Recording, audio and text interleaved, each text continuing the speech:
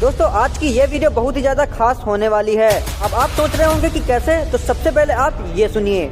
आपकी एक भविष्यवाणी बहुत तेजी से वायरल हो रही है कि ये जो महाकुंभ है इसके बाद अब महाकुंभ नहीं लगने। जी बिल्कुल, और ये भविष्यवाणी ऐसा नहीं है कि हम ही बोल रहे हैं, हमें इन्होंने बोला है कि ये जो कुंभ है ये इस तरह से घटना है और ऐसे ऐसे करके आगे फिर कोई कुंभ ऐसे होने वाला नहीं है।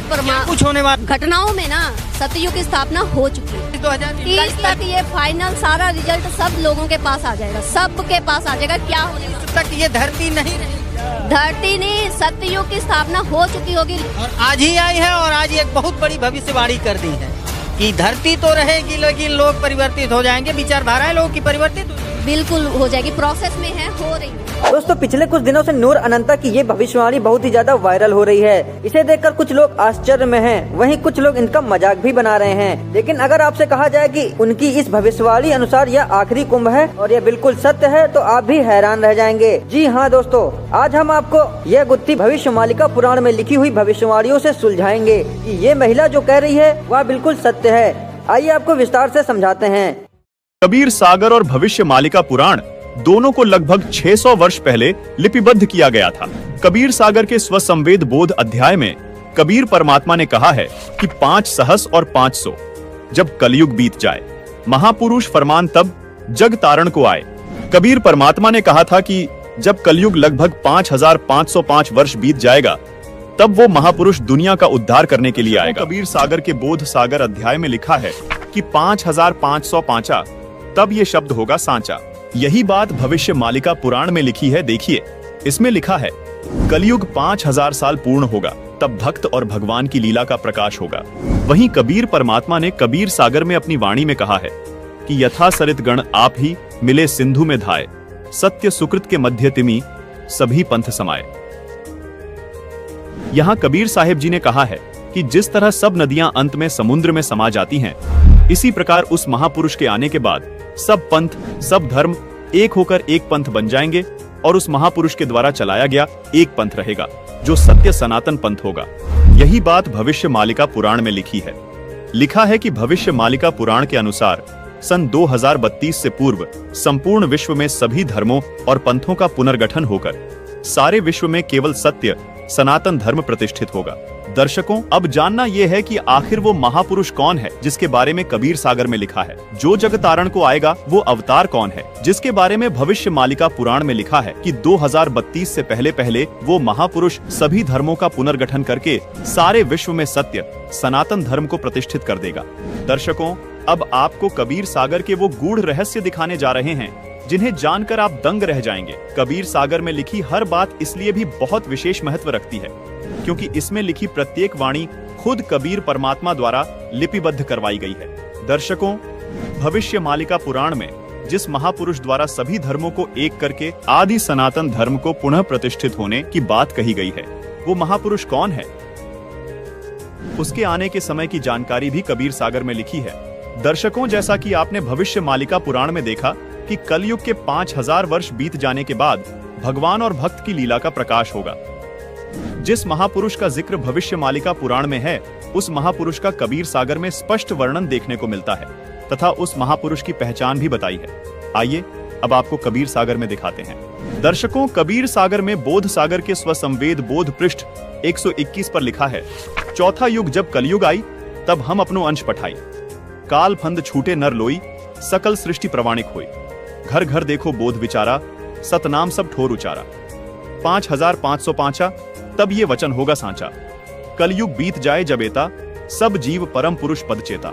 जिसका भावार्थ ये है कि जब चौथा युग यानी कलयुग आएगा, वह कलयुग 5505 वर्ष बीत जाएगा, तब परमात्मा अपने ज्ञान का प्रकाश करने के लिए इस धरा पर आएंगे। वह सब जीव उनके अद्भुत ज्ञान को सुनकर पूर्ण परमात्मा की भक्ति करेंगे यानी सतनाम का जाप करेंगे।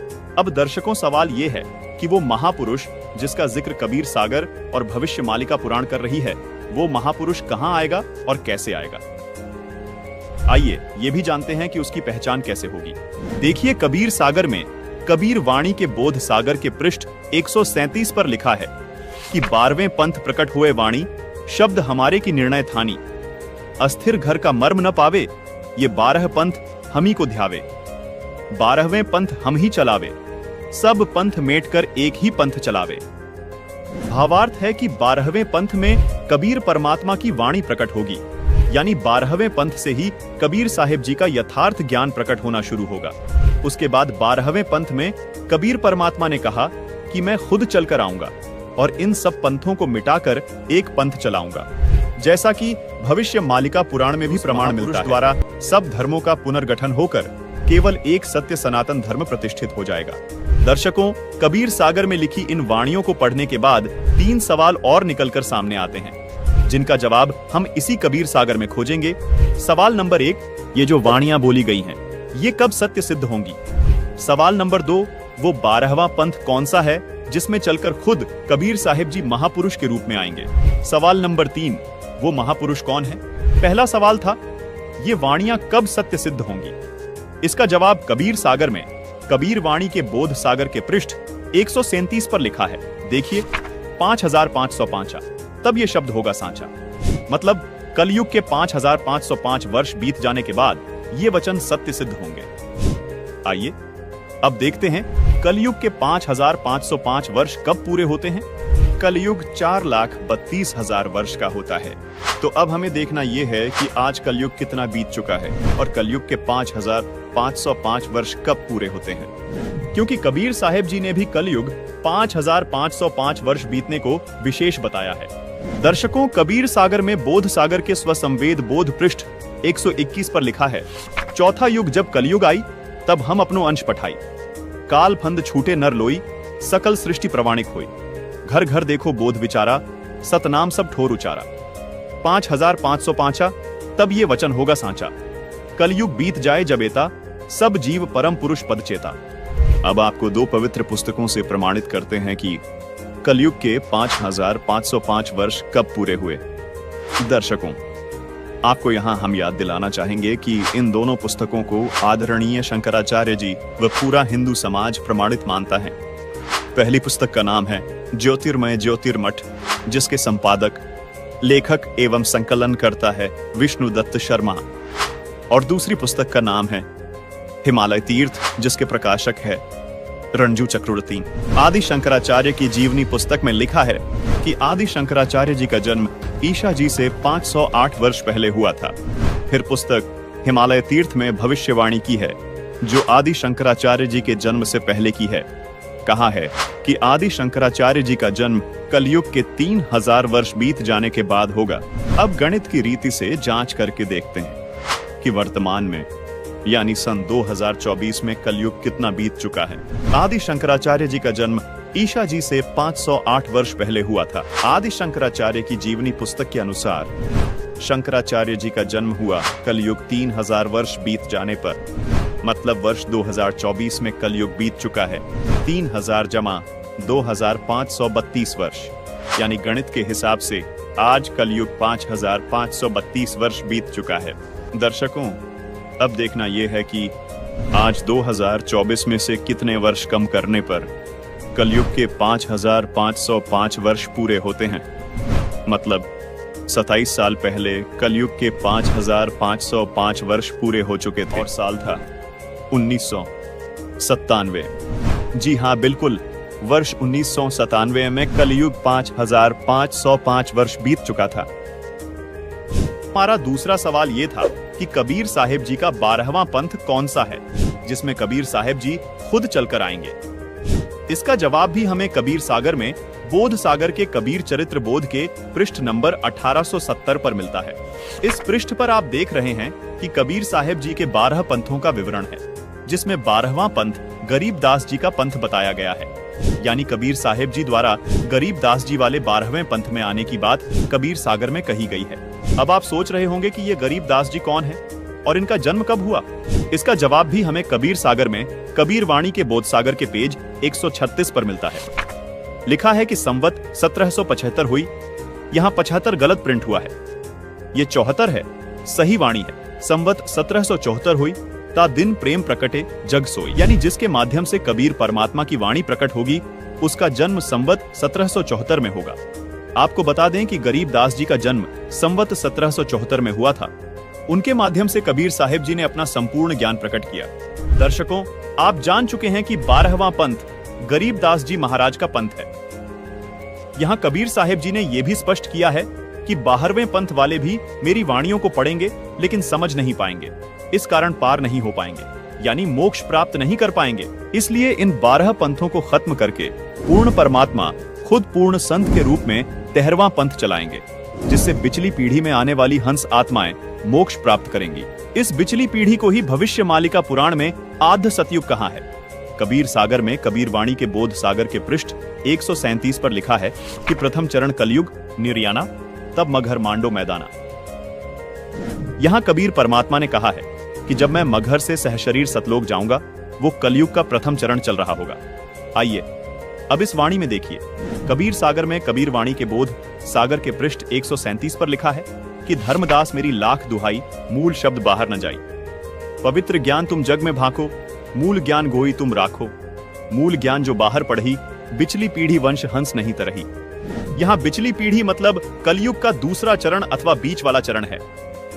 दर्शकों, यहाँ स्पष्ट करना चाहेंगे कि जिस समय को भविष्य मालिका पुराण में आधे सतयुग कहा है, उसको कबीर परमात्मा जी ने कबीर सागर में बिचली पीढ़ी यानी कलयुग का दूसरा चरण कहा है, और धर्मदास जी को चेताते हुए कहा कि हे धर्मदास, यदि ये मूल ज्ञान अथवा मूल मंत्र अगर नकली संतों के हाथ लग गए तो दूसरे चरण वाली यानी बिचली पीढ़ी में आने वाली आत्माएं मोक्ष प्राप्त नहीं कर पाएंगी। मतलब जो आधे सतयुग में जन्म लेगा उसका पूर्ण लाभ वो आत्माएं नहीं उठा पाएंगी। भविष्य मालिका पुराण में लिखी इस बात को भी विस्तार से समझाते हैं कि वो महापुरुष कौन है। आइए कबीर सागर से आपको स्पष्ट करते हैं, जो खुद कबीर परमात्मा द्वारा बोला गया सूक्ष्म वेद है।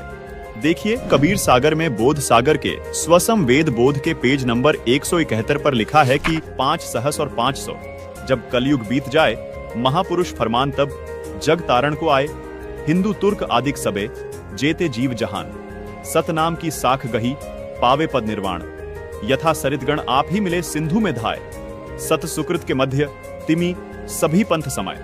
जब लग पूर्ण हुए नहीं ठीके को तिथिवार, कपट चातुरी तभी लो स्वसंवेद निराधार। सभी नारी नर शुद्ध तब जब ठीक का दिन आवन, कपट चातुरी छोड़ के शरण कबीर गहन। एक अनेक हो गए पुनः अनेक हो एक, हंस चले सतलोक सब सत्य नाम की टेक। घर घर बोध विचार हो दुर्मति दूर बहाए, कल युग में सब एक हो बढ़ते सहज सुभाए। कबीर साहिब जी यहाँ स्पष्ट कर रहे हैं कि कलयुग अभी समाप्त नहीं हुआ है। कलयुग के अंदर ही एक समय ऐसा आएगा जब कलयुग में ही सब एक होकर सहज स्वभाव वाले हो जाएंगे। कलयुग में ही सतयुग जैसा माहौल हो जाएगा जो कि हजारों वर्षों तक चलेगा। 2032 तक आदि सनातन धर्म प्रतिष्ठित हो जाएगा और पूरे विश्व में फैल जाएगा। कहां उग्र का शूद्र हो हर सबकी भव भीड़, सो समान सम दृष्टि है समर्थ सत कबीर। भावार्थ है कि जब कलयुग 5505 वर्ष बीत जाएगा तब वो महापुरुष इस धरा पर आएंगे और हिंदू मुस्लिम व सभी धर्म पंथों को एक करेंगे, सब सतनाम का जाप करेंगे और मोक्ष को प्राप्त करेंगे। दुनिया के जितने भी धर्म व पंथ है वो सभी उस महापुरुष के द्वारा चलाए गए 13वें पंथ जो आदि सनातन पंथ होगा उसमें ऐसे मिल जाएंगे जैसे सभी नदियां बड़े समुद्र में मिल जाती हैं।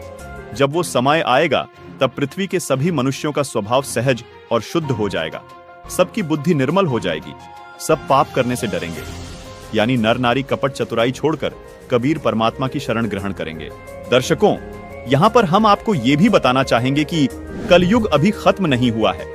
कलयुग अपने समय अनुसार ही समाप्त होगा, जो है 4,32,000 वर्ष। दर्शकों, अब आपको कलयुग के अंतिम चरण यानी जब कलयुग समाप्त होगा उस विषय में बताते हैं। कलयुग के तीसरे चरण यानी कलयुग के अंत में कल की अवतार जन्म लेगा जो राजा हरीशचंद्र वाली आत्मा ही होगा। उस समय कलयुग की हालत बहुत खराब हो जाएगी, मनुष्य मनुष्य को खाने लगेगा और जिस भी मनुष्य में भक्ति का बीज नहीं होगा उसको कल की अवतार यानी राजा हरीशचंद्र वाली आत्मा अपनी तलवार से काटकर समाप्त कर देगा और सतयुग की स्थापना करेगा। कल की अवतार सिर्फ उन्हें छोड़ेगा जिनके अंदर भक्ति का बीज होगा, यानी भगवान की चाह बाकी होगी। दर्शकों, जैसा कि हम आपको पहले बता चुके हैं कि 1997 में कलयुग के 5505 वर्ष पूरे हो चुके हैं और 1997 में स्वयं कबीर परमात्मा इस धरातल पर आकर संत रामपाल जी महाराज को मिले और उन्हें सार नाम व सार शब्द देने का आदेश दिया। अब आपको ये बात जानकर हैरानी होगी, जिस महापुरुष की बात भविष्य मालिका पुराण और कबीर सागर कर रहे हैं वो महापुरुष कोई और नहीं बल्कि संत रामपाल जी महाराज ही हैं। जो महापुरुष 13वें पंथ का प्रवर्तक होगा वो संत कोई और नहीं बल्कि संत रामपाल जी महाराज ही हैं। संत रामपाल जी महाराज ही वो संत हैं जो सब धर्मों को एक करके आदि सनातन धर्म की स्थापना करेंगे। दोस्तों, अब आपके मन में यह सवाल उठ रहा होगा कि इन सभी चीजों से कुंभ का क्या संबंध है। यहाँ पर हम आपको एक बार फिर से बता दें कि भविष्यमालिका पुराण और कबीर सागर में जिस 13वें पंथ की बात की गई है उस 13वें पंथ के प्रवर्तक संत रामपाल जी महाराज जी हैं। दुनिया के सभी धर्म और पंथ संत रामपाल जी महाराज द्वारा चलाए गए 13वें पंथ में ऐसे मिल जाएंगे जैसे कई सारी नदियाँ समुद्र में, और इस प्रकार समाज में फैली सभी कुरीतियों का नाश हो जाएगा। और जो कुंभ में की जाने वाली क्रियाएं हैं ये सभी व्यर्थ हैं, ये सभी शास्त्रों में वर्णित नहीं है, इसलिए हमें इससे कोई लाभ नहीं मिलने वाला है और इसीलिए इसका अंत भी हो जाएगा। तो दोस्तों, इस तरह की प्रमाणित वीडियो हम आपको दिखाते रहेंगे, तो इसलिए आप इस चैनल को सब्सक्राइब कर लें। धन्यवाद।